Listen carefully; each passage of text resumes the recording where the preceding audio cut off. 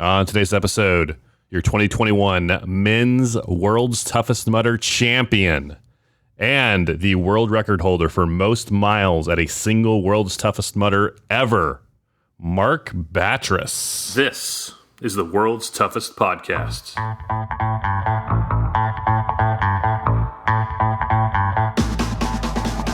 Welcome to the World's Toughest Podcast, where we talk about any obstacle course race you'd like, as long as that's World's Toughest Mudder. Each week we talk to members of the WTM community and share stories of success and failure in the single greatest event in OCR. My name is Will Hicks, and this is the World's Toughest Podcast. Welcome back to World's Toughest Podcast. My name is Will Hicks. Thank you for listening. You're listening to the number one rated obstacle course racing podcast in the world because of listeners like you. Thank you for rating and reviewing the show on Apple Podcasts and Spotify and Amazon. You can leave a review there as well. My name is Will Hicks. I am thrilled you are here. You can email me, will@theocrreport.com. You can text me at 619-485-2726. You can follow me on Instagram. Follow us on Instagram at the OCR Report. You can follow me on Instagram. It's just Will Hicks. It's at Will Hicks. But there's literally no reason. I post there about once every never. If you want OCR content on Instagram, check out the OCR Report, at the OCR Report. And you can leave a review for the show on Spotify, on Apple Podcasts, and on Amazon, and I will read it in a future episode. Hey, do me a kindness. If you already reviewed the show before, would you go to Spotify, listen to an episode, and then leave a review there? I would appreciate it. Spotify is now taking reviews on podcasts. Ratings, really. On today's show, Mark Batres. Mark won World's Toughest Mudder this past year, with 115 miles. That is the all-time record for miles at a World's Toughest Mudder. And you might be thinking, what about Ryan Atkins? How many miles did he run? Well, Atkins was not there. He was busy recovering from his victory at the Spartan Ultra Championships prior to World's Toughest Mudder. Atkins' record is 110 miles. And no one's ever run 110 except Atkins. And no one had run 115 until this year. I was talking to somebody and I said, you know what? I really wish that Atkins was at World's Toughest this year, because I think with Atkins and it was Evan Preparis. We did an interview for a future episode of World's Toughest Podcast, and Evan had a great point. I think my take was if Ryan was there, if Atkins was there, him and Mark would have pushed each other, and one of them would have gotten 125. Now, I'm not saying Atkins would have won. Batres was unstoppable. His last lap, I'm not making this up. His last lap was faster than my first lap with no obstacles. Although let's be real, that says more about my speed than Mark's speed. But I think if Atkins and Batres were both there in 2021, I really think they would have pushed each other, and one or both of them, maybe, it'd have been crazy, could have gotten 125. Now, Evan's take was, and I might be, Evan, I don't want to misquote Evan, but I think he has a good point. Evan's take was, Atkins' style in the past has been, you kind of hang back, let the guys up front do what they want to do, and then Atkins kind of, he'll start in like 6th place, and then he'll move into 5th, and then he'll move into 4th, and then he graduates, and he doesn't, everyone else kind of comes back to Atkins, and then Atkins passes them at the end. And Evan's take was, by the time Atkins realized how far ahead or how fast Batres was going, it would have been too late. And Batres would have beat him. Because, Atkins will be at 85, 90, 95 miles. And then he realizes, oh my gosh, Batres is at 105, 110. But by then it's too late. So this year, 2022, let's say Batres and Atkins both show up. Then what happens? Atkins now knows, holy smokes, Mark Batres can put down 115 miles. I need to take this seriously, or I need to not not let him get that far ahead or maybe Atkins just goes out and anyway, I don't know what Atkins' plans are for World's Toughest this year. I think he'll be there. I hope he'll be there. Mark tells us he will be there for 2022. So I really hope that the Batres versus Atkins race happens. And that's not even to there were 6 guys that ran 100 miles in 2021. Javier Escobar, he's put down 100 miles the last 2 years. He is primed to break out at 105 plus. Trevor Psychos, he does 100 miles with just by showing up.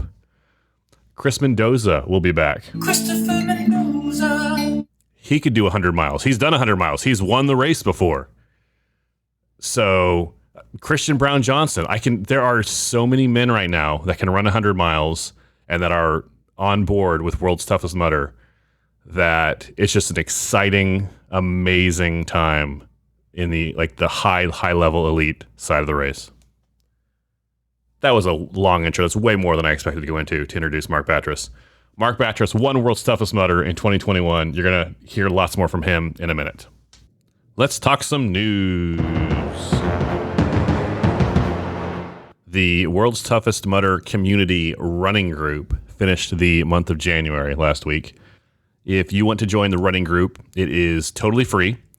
All you have to do is join the World's Toughest Mudder community. And the way you join that is you are signed up for World's Toughest Mudder. Sign up for World's Toughest Mudder either as a runner or as a pit crew, or if you are a past participant, you can join the group as well.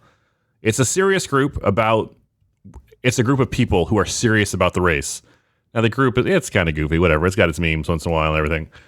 But if you are serious about running World's Toughest Mudder, you want to know about wetsuits or nutrition or the best watch for 24 hours of running. Questions like that. They have all been asked and answered multiple times, and you'll get all the information you need. You should join that group on Facebook. Search for World's Toughest Mudder Community. The cover photo of the group currently, as we talk in February of 2022, is the president of Tough Mudder, Kyle McLaughlin, on a bouncy ball doing a penalty from World's Toughest 2021. So you should join the group. If you're serious about Worlds, first place to start. And then optionally, once you're there, if you want to, you can join the World's Toughest Mudder Community Running Group, where each month there's a big running group of people, and it's just like who can get the most miles running. There's no age breakdown. There's no gender breakdown. It's just, hey, we're all running World's Toughest this year. Who can do the most miles? And we started it the group actually started, the running group started 7+ years ago with Melissa Dugan. We took it over. She stepped back. She's like, I'm going to retire from the running the group. She did for 7 years. So we took the reins from her, and we are 1 month into our reign. It's called a homonym. And we just finished our first month. Here are the top 3 runners from last month. Alan Easton with 428.7 miles, Mr. Unknown with 380.4, and Adam Mollenkoff with 260.06. Now that sounds like a ton of miles, right? 428 miles. Here's the thing. I kind of messed up when I started the group. As I said, I just started this thing. I clicked the wrong button so that all workouts were accepted instead of just running workouts. So if someone went riding their bike and they recorded it, it tracked it. Anyway, it was my mistake, not theirs. So I got it fixed for February and on. But so the first month is, it is what it is. Anyway, congratulations to those guys. Mr. Unknown in second place.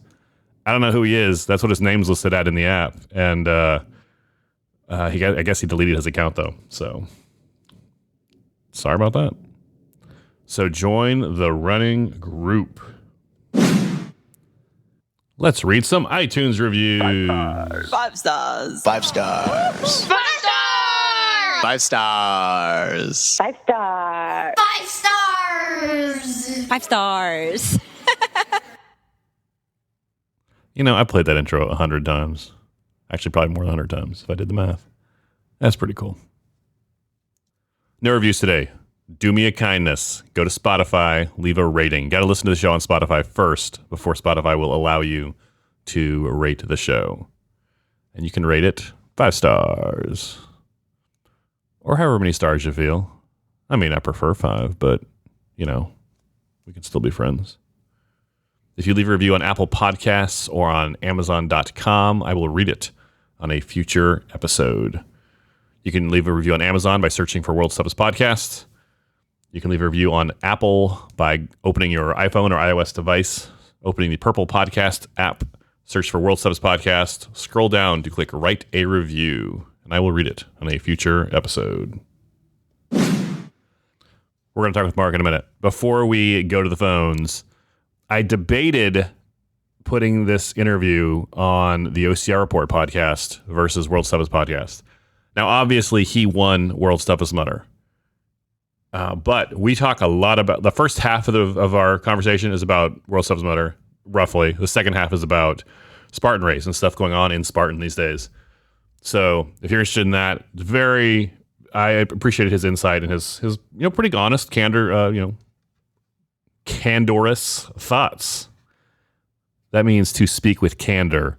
And it's a real word. Don't look it up. On what is going on with Spartan rankings and championship stuff. Anyway, so first half especially is World Toughest Mudder.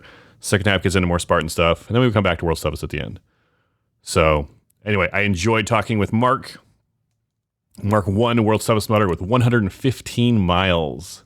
It's time to talk to Mark Batres. Let's go to the phones. Mark Batres, welcome to the show. Thanks for having me. Mark, I don't know how, but you and I have never talked on the podcast before. It's good to get you on here. Yeah, good to be here. Mark, you won World's Toughest Mudder last year, 2021. You set the record with 115 miles. Congratulations. Thank you. That's something, not even Atkins has done. Atkins has 110, but no one, man or woman, has hit 115. Congratulations. Thank you. That was your first time running World's Toughest Mudder. How did it go for you? It went really well. I was surprised just because I knew I couldn't get too excited and I had to just run a good tempo the whole time. And I was telling myself, this is just a learning experience. I didn't want to get too excited until the sunlight came up again. And when the sun came up, I was like, oh man, this is becoming a reality. I think I could set a record. I'm doing good. I just got to stay on my feet and keep running and keep pushing. And then once I got towards the end, my family was like, yeah, you got to keep pushing. You got the record if you keep going. And I was like, oh my God, this hurts so bad. At 105, it's exponentially starts to hurt even more. But I just kind of kept my head in it and just kind of stood focused and, just let my body do its thing. So it worked really well. Yeah. What was your mindset going in? It was your first time. Did you think oh, I've got a shot to win this? Or did you think I just want to see how I do? What were you thinking going in? Well, when I was going in, I kind of had that mentality where I was like, hey, you know what? If I run really well and if I push really hard, I think I can hit 120 miles. And if I do that, I think I can win. And so I knew that was a possibility, but I just kind of told myself hey, I just have to be calm about it and just let my body do its thing, because obviously anything can happen in this race. So I need to perform, I need to execute, and I just need to stay focused with what I plan to do, which was take out strong and kind of hold it as much as I could. So I knew it was in the realm of possibilities, but the fact that it happened, I was just at the end, I was shocked. I was like, hey, well, it worked out. You took an early lead and you were in front basically the entire race. Was there any pressure, or what were you thinking about being the front runner for the whole race? Well, I was running pretty easy for myself. I was trying to just see how I felt in the first loop without obstacles, and kind of saying okay, what are we looking at? How are we moving? And what do we got for the rest of the 24 hours? And the first loop I did, I was averaging 7-minute pace. And I was like, oh, that was fantastic. That's exactly what I want to do. So the next loop, I thought I was going to go a little bit faster, but then we started hitting obstacles and that kind of slowed me down. So I was like, okay, that was a little bit more about the pace we're going to hit throughout the day.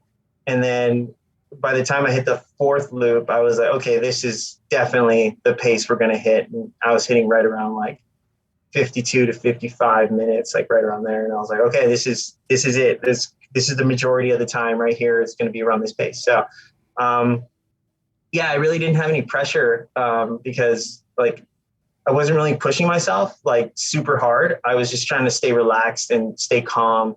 I knew it was going to be a long day. So I was like, I can't get too excited. I just got to just relax and just build into it.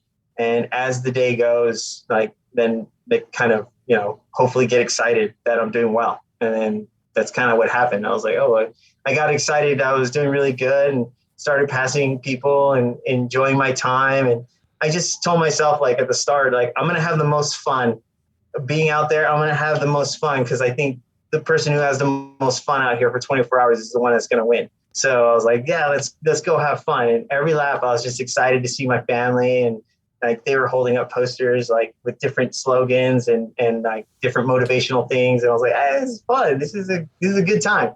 So as long as I did that, I felt like I do that and I'm going to win. Can you talk about that for a minute? Like having fun at World's Toughest. When I talk to friends of mine, non-OCR people, and I tell them about World's Toughest Mudder, they look at me like I have two heads. They're like, that does not sound fun. And it's difficult for me to communicate. Like, it's a blast. Like, yeah, it's really hard, but it's the most fun day of the year for me. Yeah, it's so exciting. Like because I helped do pit crew once at a World's Toughest, and I kind of knew what to expect and the atmosphere and everything. But like this time being in it and being a part of the actual event and running, I was like, wow, this is like, it is a lot of fun. I mean, if you've never done one, if you want to think about doing one, just go do pit crew 1 year, and then you'll probably be a participant for the rest of your life because it's so much fun just to be in that area, just to have everyone like you got coach like freaking doing the DJ booth for 24 hours and everyone like the music's going and you're just having a good time. And it's just so much fun. And so, all these people are trying to help each other at the same time. And it's just so much energy and so much like appreciation for each other's like efforts. And everybody knows that they're trying to get 100% out of their body. It's like nobody walked off that course saying to themselves like, oh, I didn't give 100%. It was like, no, if you were running or walking or doing anything for 24 hours, you gave 100%. And I think that's like the fun part about it. Is like you start out and you're like, all right, we're having fun. We're all doing this together. And then we start to help each other and we're literally carrying each other through this whole race. And it's like, it's such a bonding experience. It's so awesome. Yeah. I firmly believe that anyone who's running OCR, like if you're doing 2 or 3 races a year, or if you're into the sport, that physically you can do World's Toughest Mudder. Because I think that for me at least, it was really intense. Like I just don't think I can do it physically. But there are so many people out there helping you over walls and pulling you or pushing you. Or the biggest obstacle for, at least for me, and I think for a lot of people, is the mental one. Like you're signing up for a 24-hour race and it's kind of crazy. Like, no, you're not wrong. It's a kind of a crazy thing to sign up for. So I really think anyone can do it and they'll have a blast. Yeah, absolutely. I think anybody who's in OCR really should do one at least once in their lifetime.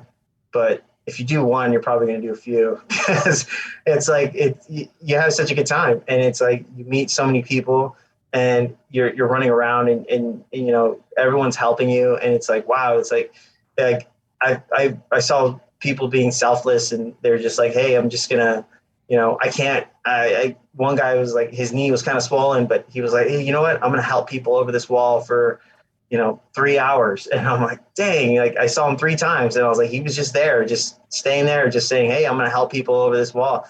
And it was like, he still got a lot out of himself and, a lot about his experience, and it was great. So those guys at Everest that were there all night, those guys at Mudderhorn, the whole 24 hours. No, it's a great community. You said you wouldn't let yourself get too excited at first, or the first 12 hours. When did you let yourself get excited?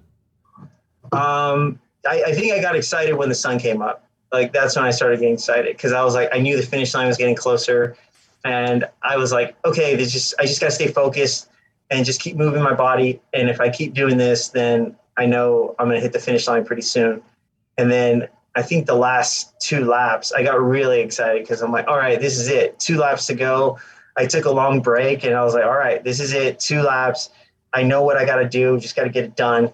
And I did the first lap. And then when I came in, I was just like, I didn't even take a break on that pit stop. I was just like, no, just give me electrolytes. I'm going to keep running and I'm going to get this last lap done. And I just kept running hard in that last lap. And I was like, oh man, like, this is it. Like, I think Matt B. Davis was running with me at the very end. He's like, hey, you're going to win. You're going to be champion. You're going to set a record. This is great. And it really didn't sink into my head until like halfway through that lap. And I was like, he's right. Like, this is it. Like, I'm going to be the champ. Like I'm going to win. And I started getting excited. I was like, oh man. Dude. And then I really just started to soak it in. Every person I passed, I was just like, they were congratulating me, and I was just like excited with them and giving them high fives and stuff. And it was awesome. So, yeah. I want to talk to you about the finish, but before we talk about the finish, tell me about your pit crew, your pit stops. What was your strategy there? My strategy was just to be comfortable the whole time. So if I kind of took a little bit too much time in the pit crew stuff, like in the pit stops, like looking back at my stats, I was like, wow, I spent a lot of time just like eating food and stuff. But, you know, in the end, it was really good because like, that's why I had so much energy. I didn't like finish 100 miles and was like had stars. It was like, I finished 115 and theoretically I felt like I had the energy to keep going for 150 to 200. So it was like, how did I have that energy? It was because I took my time in the pits to make sure that I got the right nutrition and I did the right things. So our strategy was just, you know, giving me the right amount of food at the right times and kind of letting my body dictate what was going to happen. My family kind of had a bunch of options for me, like kind of set up for me in like a big like Tupperware kind of thing. and they're like, yeah, you got your choice of what you want to eat and, you know, kind of pick what you want. And I kind of gravitated more towards I had this Mexican dish that we made. It's called arroz con leche, which is like, it's like rice with like, instead of milk, we use almond milk and cinnamon, and it's really sweet and spicy and it's really good. But it's like, oh, this is like, you know, like a dessert. Like I typically eat this for dessert, and I was eating that, and I had chicken breast, and I was eating that as well, and pickles and stuff like that. And I was just kind of throwing down anything, and all that stuff was just so appetizing. I had a taco party at mile 50, so my brother made some tacos for me, and I had 2 carne asada tacos, so that was good. And then it just kind of made it really light. You know, I finished like four IPA beers during the whole 24 hours, and yeah, I was drinking Sierra Nevada torpedoes. So yeah, that was just kind of like, you know, I was just having fun basically. It's like a really, really long beer mile. Oh yeah, just a really long beer mile. I basically won every 25 miles. I saw video of you crossing the finish line. Your 2 sons, I think, joined you out there as you know, they joined a little bit before the finish line. They crossed with you. Tell me about crossing the finish line with your kids. It was emotional because, like, I think when I got done with the last obstacle and I was coming in, it just kind of came over me. I was like, I finally did it. Like, I finally won a big race. Like, I've been chasing this kind of goal for, you know, close to 30 years of running. And it's like, I never won a big one. Like, I never won a state championship. I never like by myself. I've won a state championship with my team, but never by myself, or never a national championship or anything like that. And I was like, oh wow, this is like this is it. I'm finally going to win a big race. Like, this is like my first time winning a big race. And, like, and then seeing my boys and having my kids there and running in with them, I just broke down. I was like, oh my God, this is it. I'm showing them that hard work pays off. And sometimes you got to put in 30 years of it, but it does pay off eventually. So it was really emotional, and it was just like I couldn't have wrote it any better. How's that? Like, I couldn't imagine it any better than that. So it was really cool for them to join me. And yeah, I even after still today, they still talk about it, and they still talk about like me running the 24 hours and how much mental strength that took and everything. And they understand it, they grasp it. And, in workouts, I'm always telling them, I'm like, all right, keep working hard. And at the end, they're like, oh, I don't want to do another repeat. I'm like, is this 24 hours? And they're like, no. And I'm like, are you running up a mountain? And they're like, no. Are you carrying 120 pounds on your back? No. All right. Then this is easy work, isn't it? And they're like, yeah, it's easy. Like, just one more 800. It's not a big deal, right? And they're like, all right, yeah. And then they get the work done. But yeah, it's been it's been good for them to see that I was able to do that. So it was great. It's cool. You'll always have that, those pictures, that video of, when your kids are, in high school or when they're getting married, like you'll always have that memory with them together. Yeah. Yeah. And they were there throughout the night, kind of visiting in and out of the pit crew kind of stuff as spectators, and they had fun. So it was great. What is your plan for 2022? What races are we going to see at World's Toughest again? The Toughest Mudder Endurance Series? Well, yeah, for 2022, my plan was to do the Spartan series and kind of give that 100% and try to do my best in that series again. And then after that, try to focus on either North American Championships or OCRWC, and then do World's Toughest. Yeah, I think I had a lot of fun, and my training's going well right now, and everything's kind of clicking, and everything's back to normal. So I'm like, oh man, I'm already like getting excited for World's Toughest again.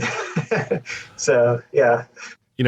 We talk about, obviously racing is physically hard, and World's Toughest is very physically hard, but there's the mental side of it too. What's the, winning it with 115 miles? Does that give you a mental edge? It has to help, obviously, right? Like, how are you feeling mentally about your OCR and World's Toughest? Yeah, like, I think like with OCR, I kind of realized I had always been vocal that like I always had a good amount of training, a good amount of fitness, but there was always something wrong with my mentality going into races. Like, I had a bad mentality going into races, and I noticed it like probably in 2020. I was like, we did one race in Jacksonville, and I was like, man, I was really fit. I don't understand why I did so bad. And then I kind of went back and I realized, you know what? It had a lot to do with my mentality. I was like, I didn't have the right mentality going into this race. I kind of had this like a mentality like, oh yeah, I'm supposed to win because I'm the most fit, and that means I'm supposed to win. And I got fifth, and I was like, why did that happen? Like, and it really bothered me because I was like, I'm the most fit I've ever been. I'm crushing workouts, and I don't understand why I didn't win this race. It just really puzzled me.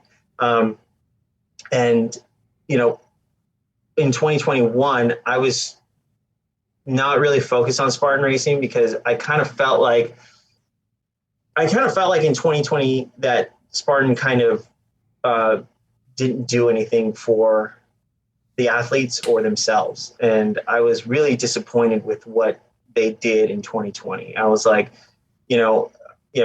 if they really focused on the sport itself, I think we could have actually finished off some kind of series and had a championship and races and things that go on, but just the pros and just, a certain amount of people that are not vaccinated at the time, but at least we have COVID tests and everything.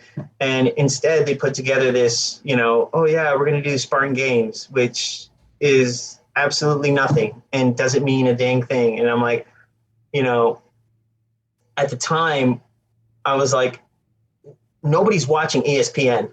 Nobody's watching Sports Center because there's nothing to show. It's like there was no sports going on. There's nothing. Like they were desperate for anything, any kind of story, any kind of thing. And I was like, we got a great thing here, which is we can take advantage of a situation where people aren't talking about anything. So let's give them something to talk about. And instead we did nothing. Like Spartan did absolutely nothing. And I'm like, I couldn't believe it. And I think in 2021, I was like, I really didn't care about the series. I was like, no, I'm going to do Black Canyon. I'm going to do other stuff. I'm going to focus on myself because I don't know if Spartan's even focused on making this a professional sport.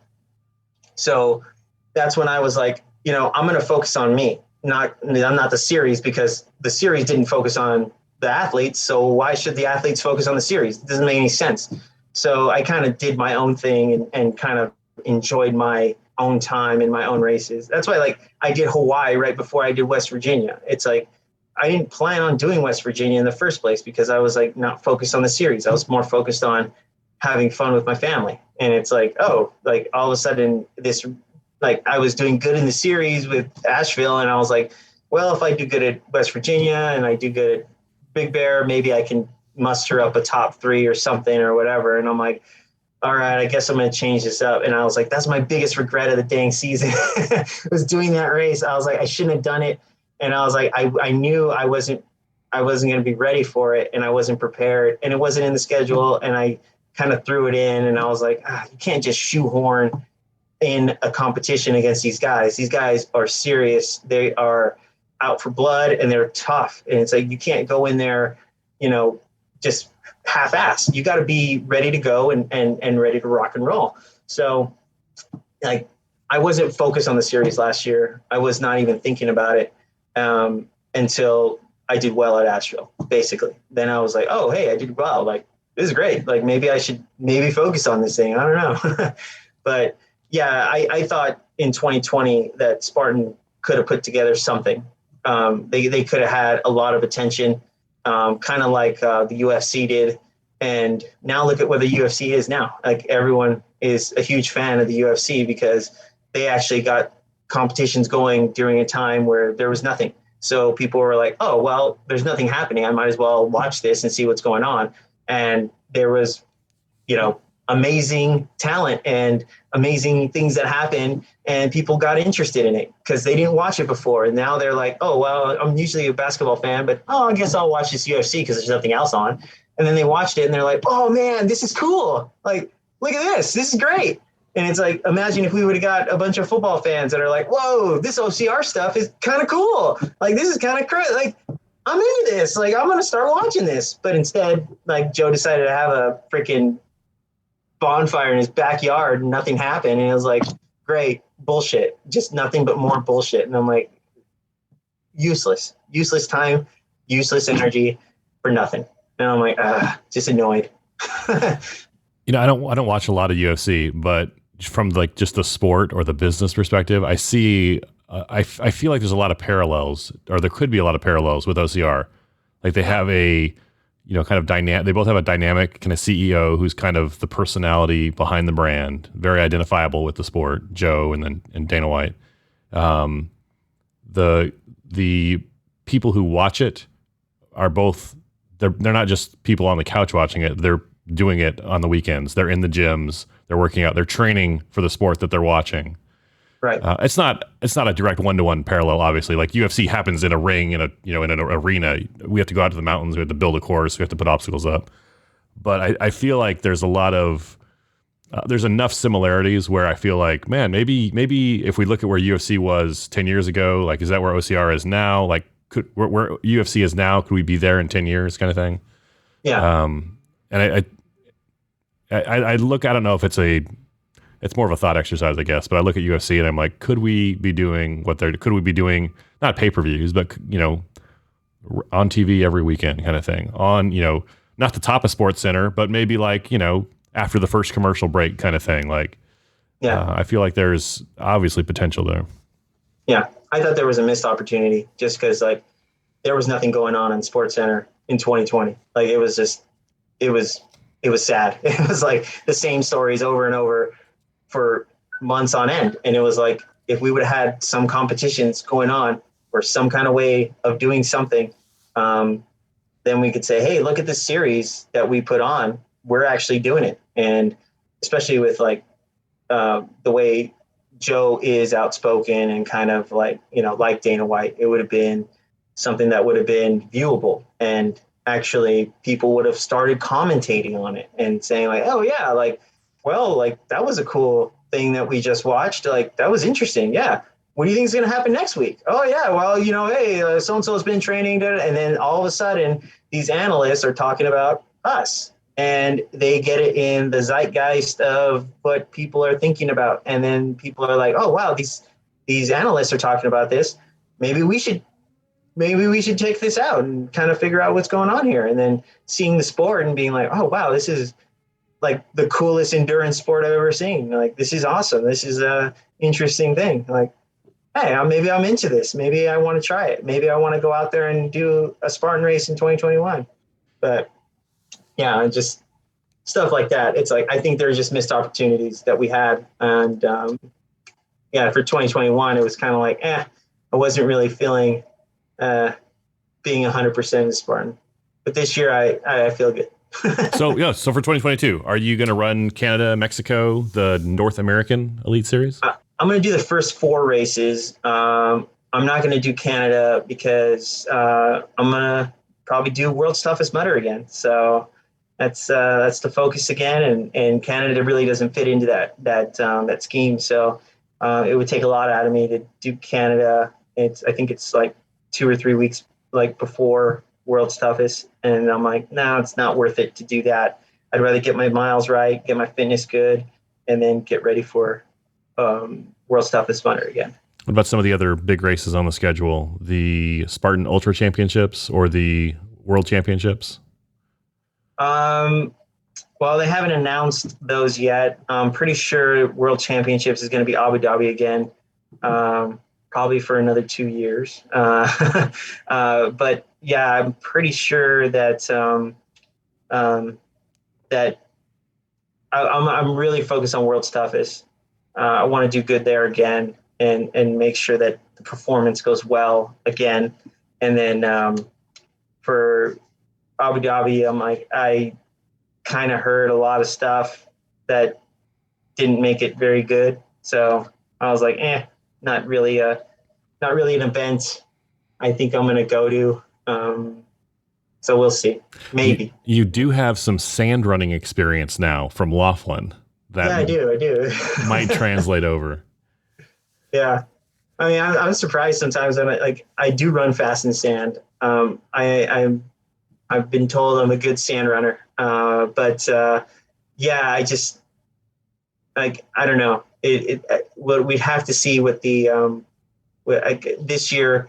It was really difficult to recover from World's Toughest and get to Abu Dhabi at 100%. That was one of the reasons why I didn't go this year, and also because of a lot of the COVID mandates where we had to do so much testing. I think we calculated we'd have to do 4 tests while we were there, and Spartan really didn't give us any clear direction as to whether or not they were going to be providing test opportunities. So understanding that the possibility of us having to pay $140 per test didn't make the trip any better. So I calculated it and I was like, I would have to place in the top 4 in order for it to break even. And that did not sound smart. I always say like it's like a bad lottery ticket. Like you're gonna pay X amount of dollars to break even if you get 4th or 5th, and it's like that sounds horrible. That sounds like a bad idea. So I was like, no, that's like because I know how to do math. I was like, this is not smart, and I was like, I'd have to get fourth or fifth. And I'm like, do I feel fit right now for fourth or fifth? And I'm like, no, I don't think I could get fourth or fifth. I'm like, maybe in the top 20, but not in the top, not in the top 5. And if I ran good and everyone's not as good as a sand runner as I am, maybe top 10. But I was like, that's too big of a risk to go and not, having to pay for something like that. It's like, Speaking of rankings, something came out this week. The Spartan, not pro team, but Spartan Pro or Spartan Pro athlete lists with the tiers. A lot of people talking about it right now. What are your thoughts on that list that went public? I guess like from an outer perspective, it might look bad. From an inner perspective, I'm like, this is actually pretty good because we've never had a clear cut, like, way of knowing whether or not someone was going to be on the pro team or whether or not they were considered a pro athlete or what the criteria was or what was going on. In the years past, it used to be like, yeah, if you're the top 20 or 25 athletes in the world or something, then in terms of points, and they had like a point ranking system based on wins and all this stuff. And that kind of determined who was going to get like a Spartan season pass. And yeah, that was like a little weird because it's like, oh, the more races, you just do more races and you can get your numbers up and it's great. It's like you're automatically going to get a season pass. This is actually a lot more clear cut with who is a pro athlete. It's like, these are the tiers 1, 2, and 3. You just hit the mark and bam, this is what tier you're in. And it makes it really transparent. It makes it really easy to see.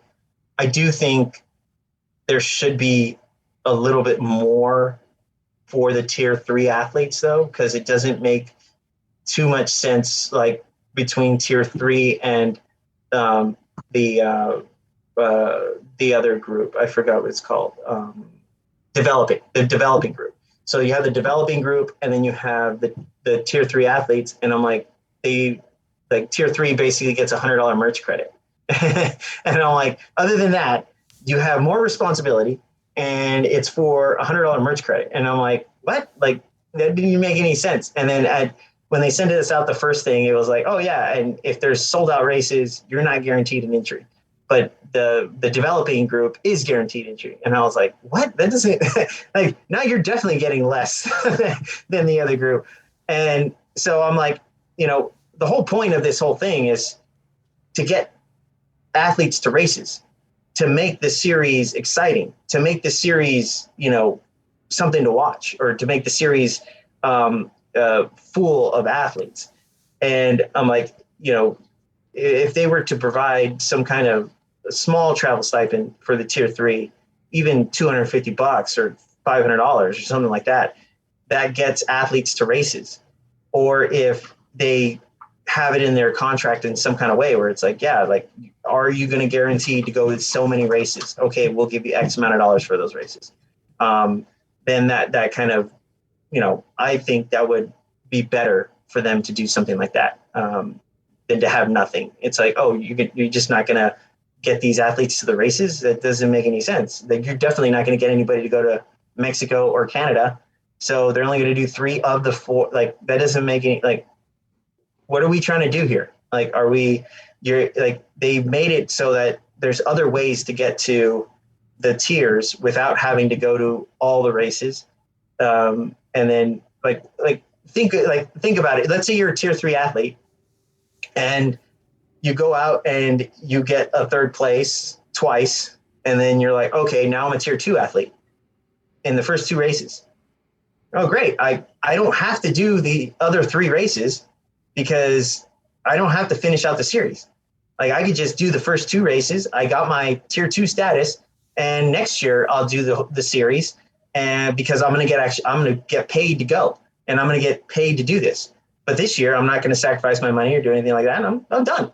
So you just got rid of an athlete that was getting hot and getting everyone excited, and just all of a sudden said, no, you're done. You don't have to do anymore. Like, why are you going to do more? There's no incentive to do anymore.